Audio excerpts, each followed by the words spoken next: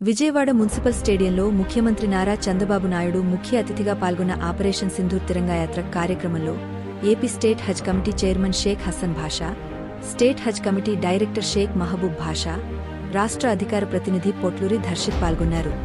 ఈ సందర్భంగా హజ్ కమిటీ పెద్దలు మాట్లాడుతూ దేశ సేవ కోసం పాటుపడే జవానులకు దేశం ఎప్పుడు అండగా ఉంటుందని, అలాగే భారతదేశం కోసం మైనారిటీలమైన మేము కూడా ఎల్లప్పుడూ తోడుగా ఉంటామని పేర్కొన్నారు. ఈ కార్యక్రమంలో మైనార్టీ సభ్యులు సయ్యద్ మోహిబ్, ఫజుల్ రహమాన్, షేక్ సమద్ తదితరులు పాల్గొన్నారు.